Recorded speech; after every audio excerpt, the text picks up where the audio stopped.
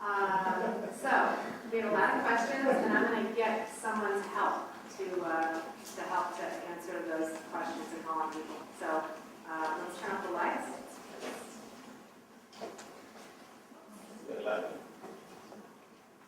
All right, I won't wait to answer questions. I think you shot us first. Does anyone help with this? Go ahead, sir. This is great to see the massing. I don't recall seeing this in the earlier meetings that you had. No, this is the first time on public. Really? Yeah. It's funny because I thought of doing that myself, like a commercial, what it would look like under the music like that. But you know what's interesting, and I know you thought about this, according to AAA, we have supposedly like one of the top commuter traffic jam cities in the entire country. I mean, right beside LA. So my question to thought would be, if we were to increase density in the city, which implies that all these buildings would be used, then it would be interesting to a graphic to see how bad would people get to work. And even with the metro, we have a hard time getting some of the cars down during rush hour. I mean, it's almost to the point where people are shoulder to shoulder. So the quality of life in that is something that really is hard to create a graphic for. But I think it's got to affect how metro would run, and then not to mention how the traffic patterns would be. So that would be neat to see 5 times more cars, or how many more cars would be as a result, and more people in the metro. That would be more graphically effective. I think that's a good point about infrastructure. It's not just transportation infrastructure, or it's not just roads or metro capacity. It's also water and sewer. It's also electric and gas utilities. All of that infrastructure. Even though we were historically a city of more than 800,000, we didn't consume resources like we do now. So all of those things would have to be considered in if and when and how we had any increases in height and what that capacity would mean. But you probably know that about 500,000 people come into the city every day to work, and that one possibility is if we had more residential in the city, that we might be able to capture more of the people who work in the city to live in the city. That has already begun to happen. That ratio is getting better for us. But, and we have a lot more reverse commuters, a lot of people who live in the city but work now out in the suburbs. So that also helps to balance our transportation system a little bit so that it's not all just one-way traffic coming in and empty cars going out. So those are important considerations that we're definitely taking a look at, but not everything about a change in capacity is necessarily going to mean some things are going to get worse, some things are going to allocate better. Gentleman back there? Anthony Juarez. I live in the Chapel Park area, and I like the approach number 3, the illustrative area clusters, because in my neighborhood we have a cell phone tower that's over 200 feet. I mean, it's on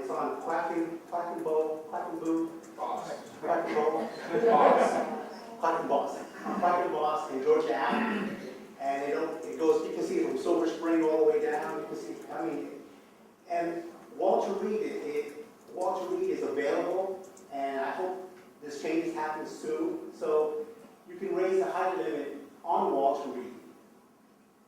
And but when you have all these your images show these these buildings at 260 feet. You should have more on artistically.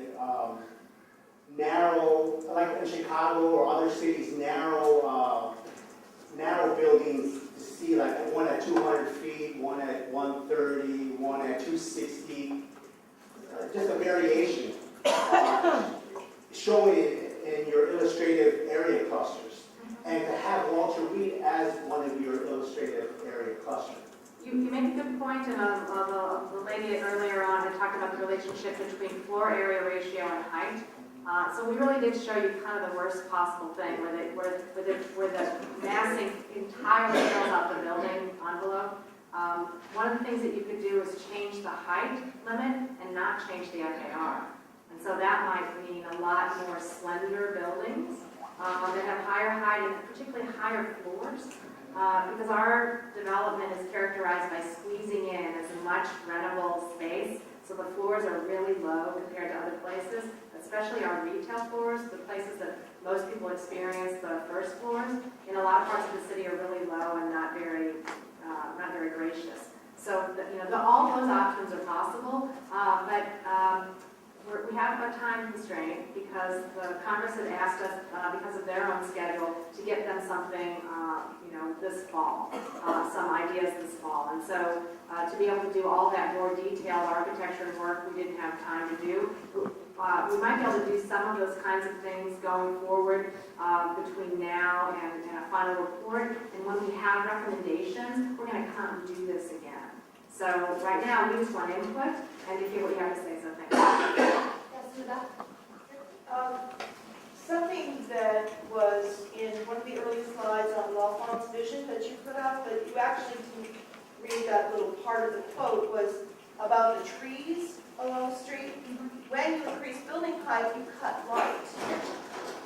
And I didn't see that consideration, the impact on the trees and the natural environment that we live in. We did do a few light studies, but not a lot for this purpose. We ended up looking at a kind of modest range of heights.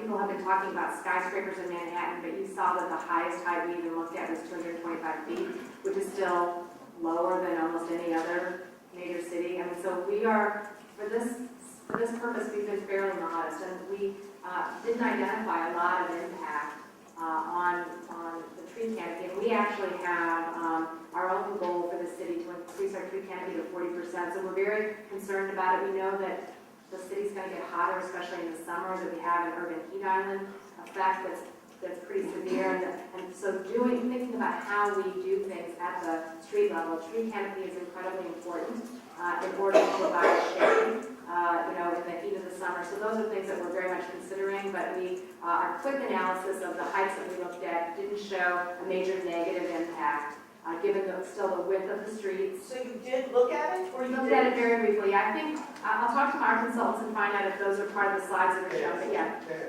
Yeah, we did. The other thing too is that you would also look at upper floor setbacks ultimately. Yeah. That's something that you could look at either the high back or in local study. Right.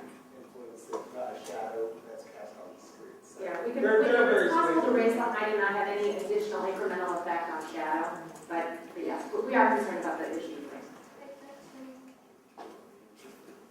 Yes, ma'am. I may have let go, and 30 years ago, I was on the planning commission. When we looked at the topographic bowl and the development in Roslyn that broke through the height, there was a great concern, because the thing I noticed here is what we were looking at then, which was the tree height. Because if you look at the city now, what strikes you is the greenness, even though we've lost a lot of our tree canopy, because the heights are not all that much higher than a lot of the tree coverage, depending on where you are and where you're looking. On all of your massings, that's what just gets wiped out. And it visually changes the way the whole city looks. And the areas you were looking at around the topographic bowl in Maryland and Virginia that have higher heights, I can't think of any of them that I think are beautiful places to go. I mean, they're just the contrast. And the Height Act has been a very important factor in making this, as you mentioned, a very livable, walkable, beautiful city, and with light and with the capacity to have greenery and to have trees. So I'm really concerned about raising it significantly in a whole lot of different places. The one thing that you haven't mentioned, which in terms of looking at capacity to increase our population, is where are the areas in the city where there are significant amounts of open space that aren't developed, that aren't otherwise being used as parks or something.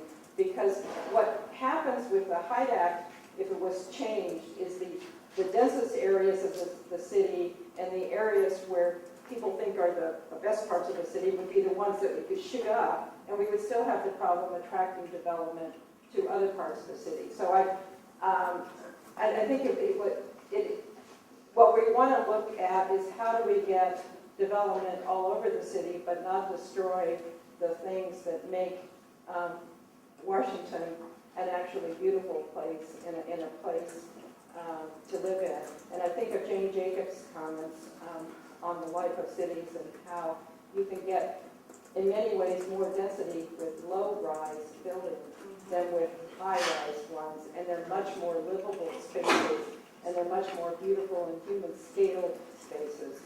And in fact, the corridor along Massachusetts Avenue, where you've gone to 160 for all the new apartment buildings and stuff. We didn't go to 160 on Mass Avenue. What is that, 130? I just find it oppressive to go down that section of the street compared to the rest of the city. And so I would have us think more about how, if we're looking at how to get the density of the growth that we've been getting over the last couple of years, if that continues, and we're looking at a population of 800 to 1 million people or something. I would just say, Together not across the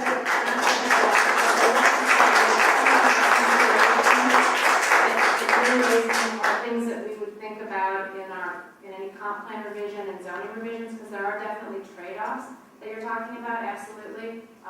So we're not getting to that level of detail for the federal HIDAC issue, which, as you know, is fairly blunt and short. And we're not trying to do a federal substitute for what we would decide locally, but you raise the very kinds of issues that we would be considering. Thank you. We touched on infrastructure and it's a big deal relating to and I paid feedback on what the lady just said.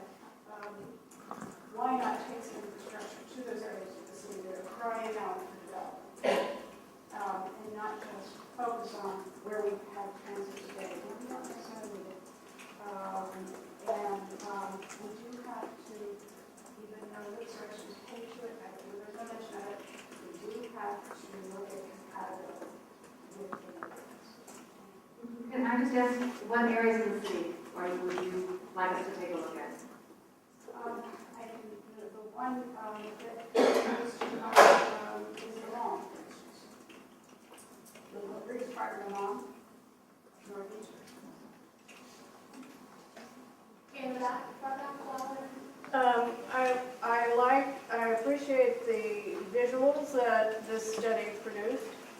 It's helpful, but it also suffers from the big hand, little map problem, which is if you stand far enough away, everything looks fine, or a little bit less fine. This shows the effect on the man in the street between walking down, say, 16th Street, and this very notion of this is a democracy, and the scale of our city is a reflection of the importance of the individual. None of these studies show the person standing in the street with a 160-foot buildings all along the street, or 200 feet. It doesn't show any of that. And also, I think the fact that there are no shadow studies, I think that's a real fault. All of these photographs were taken at noon. When there's no shadow, you have no sense at all of what this is going to be like at 8 o'clock, 9 o'clock, 10 o'clock, 11 o'clock, So let me 2, just say 3, 4, 5, 6. that we do have hundreds of street level views that are taken at about eye level. So intended to show you what the pedestrian would be experiencing. And in answer to the other question, we do have shadow studies and they're available online, but I didn't want to make this a 6-hour presentation, so I didn't show you everything, but it's all there for you to look at your leisure, and many, many, many street views. Yes, I'm a DC resident. First of all, I want to congratulate your team for putting together this presentation. Very informative. My interest is looking at more of the immediate changes that would occur in the next couple of years or so. If this was to occur, I understand there's zoning changes that would have to occur first. But I think it would be interesting to perhaps further the study in the government-owned land. We do have the eminent domain issue, which we'll have to take a look at. And we did talk a lot about the locals, but I'm mostly concerned about the federal interest as well. There's a lot of government-owned property and a lot of interest from developers that would like to, we've seen that in the post office.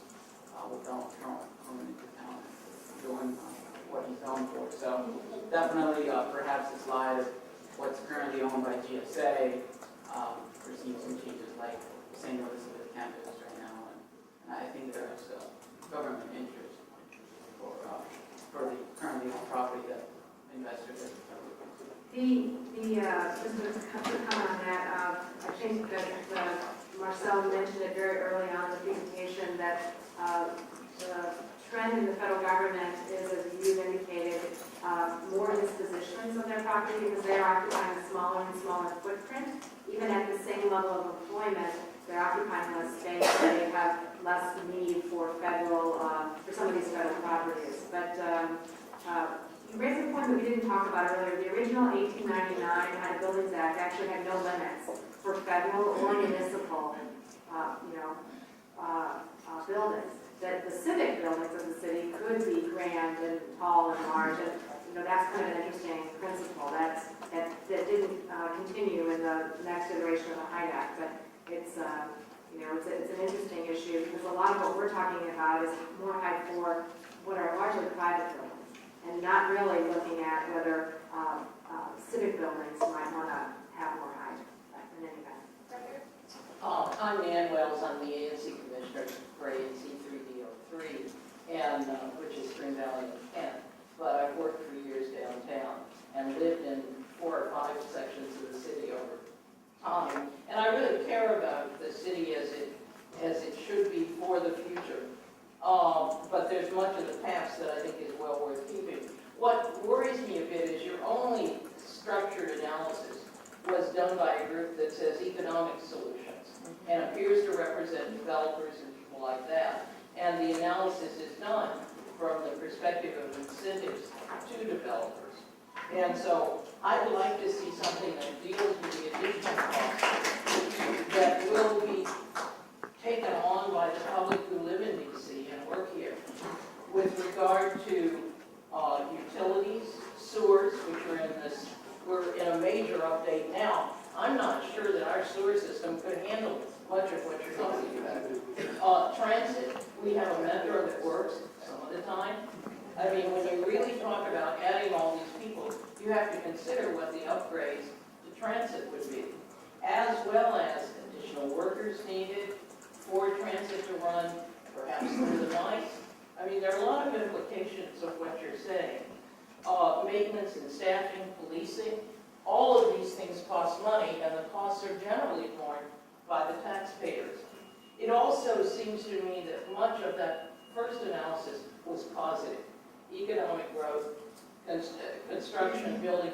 Well, there are also costs, maintenance of roads. The road maintenance will go up. What do we do while these things are being built? What impact will that have on the ongoing thing? And I think that we need an additional 4th principle. I saw your first 3 principles, but the 4th principle would be to improve the city for the residents as well as the workers. And I, for one, am quite concerned about the extent of the development because the developers always want to maximize their investment. And so it puts a great deal more pressure on them to build to the absolute height. But I do appreciate this, and I think you need a good conversation with everyone in the city. I think that that's a really great point, and I think that the interesting thing is, I realize it's kind of, these issues kind of get pulled all together, and we're delighted to hear about them now. In the changes to the Federal Hyde Act, if it changed tomorrow, not one single thing would change in the city until we had a citywide conversation about how our comp plan changed, until we had specific changes to zoning. And then we could talk about maybe height would only be given if the additional FAR, the additional height, was in exchange for paying for infrastructure, in exchange for adding housing in places that don't have housing, in exchange for more affordable housing. So those are the kinds of things that we could absolutely figure out, and we could auction heights. We could do it in selected places, and we could have a beauty contest. We could only allow height to happen if it made the buildings more beautiful and graceful at the top. I mean, there are all kinds of ways that we can do it. We're not going to say it in the Hyde intact, it's gonna be very simple, whatever gets changed, and that might be nothing, but that's exactly the kind of conversation we have to have at the local level when we look at our comp plan, and see how this would happen. If just a follow-up, I'm a former lobbyist, and much of this is going to be decided in the political process.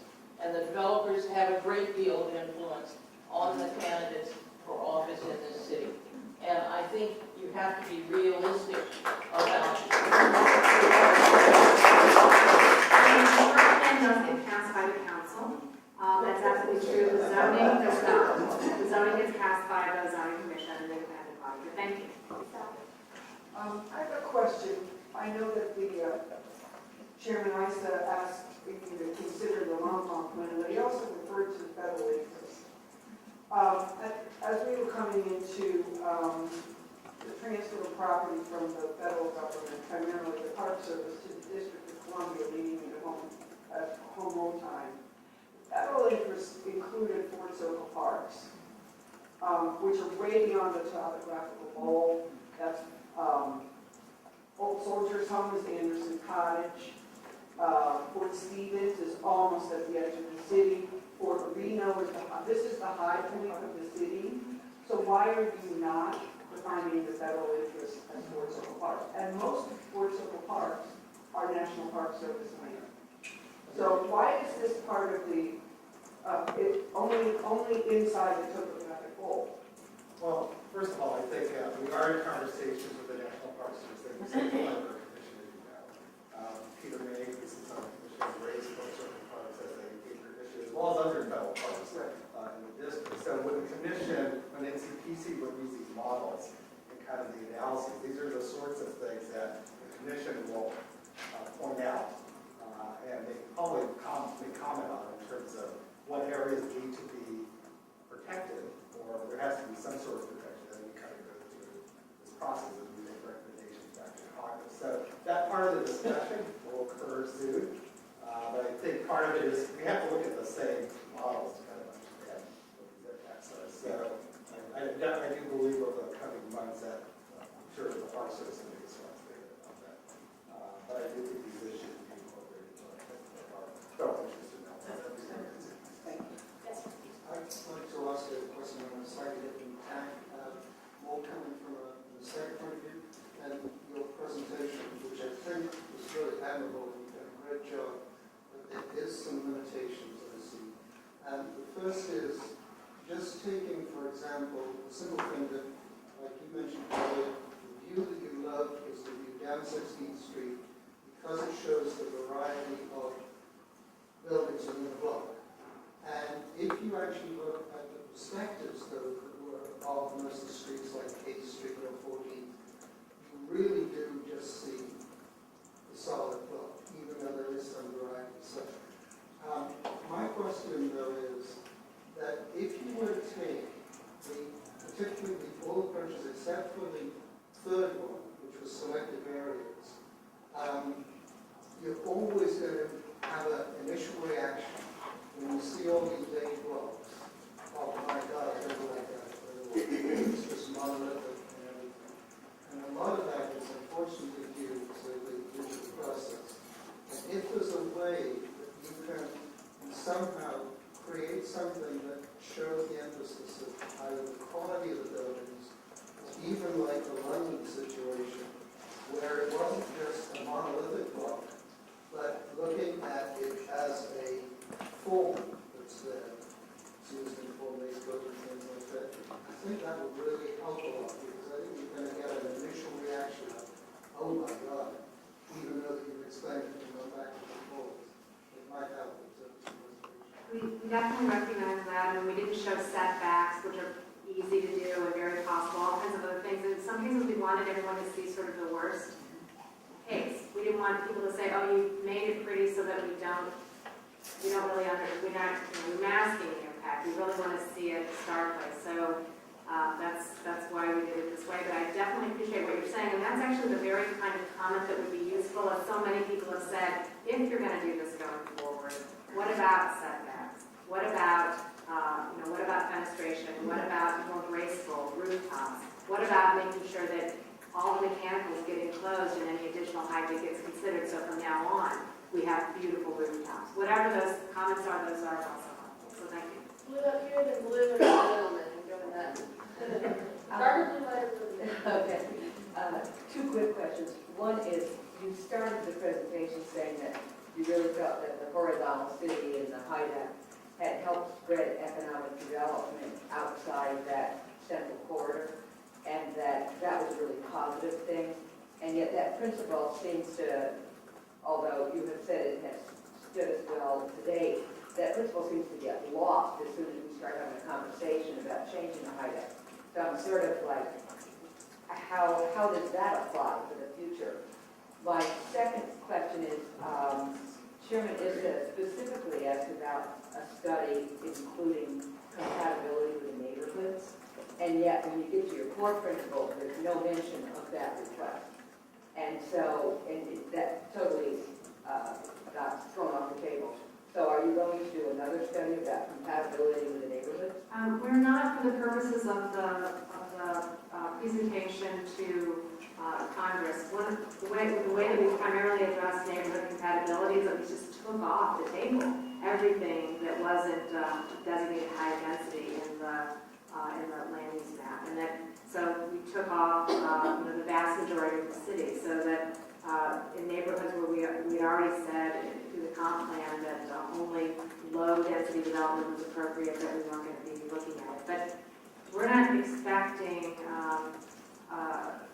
in changes to the HIDE Act to get into how you assure neighborhood compatibility, just like it doesn't do it now.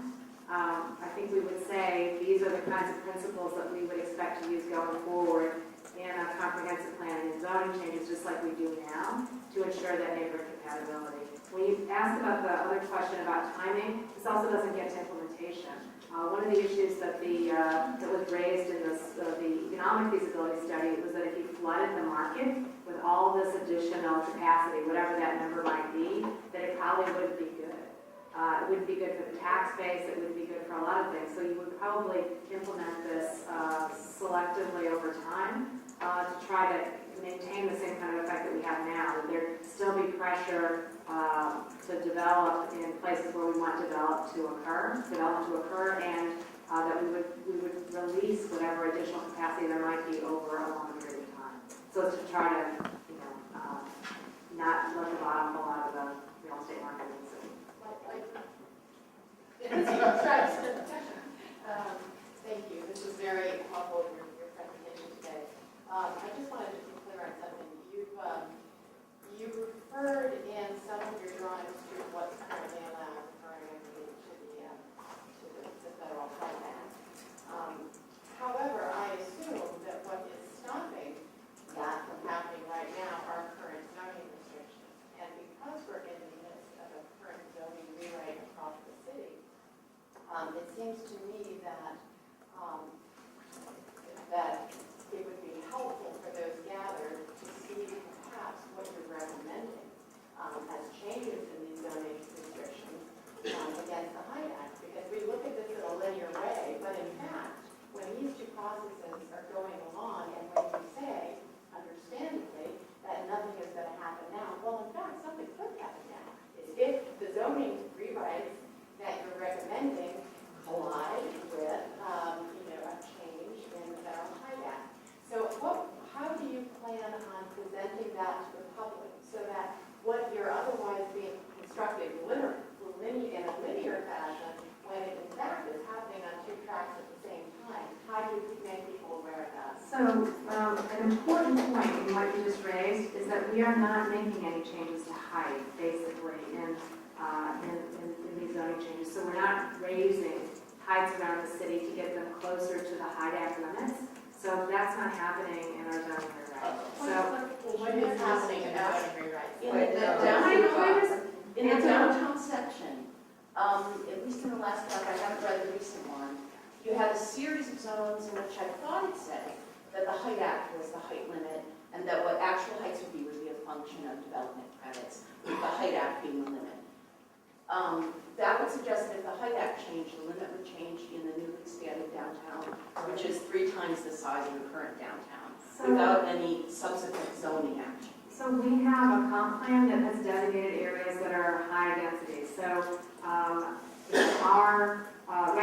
someone could bring a comp plan consistency case, that they could take it to the zoning commission right now and say, this is what the comp plan says the zoning should be, and this is the zoning that I therefore want. And so we're sticking with the comp plan, we're not making any changes beyond what the comp plan has said, and we are not looking to raise heights. Those CLDs and those other So tools are to you going to transfer. change the draft of the zoning agreement? So we submitted our zoning, can I just answer the lady's question? She afforded you the same courtesy.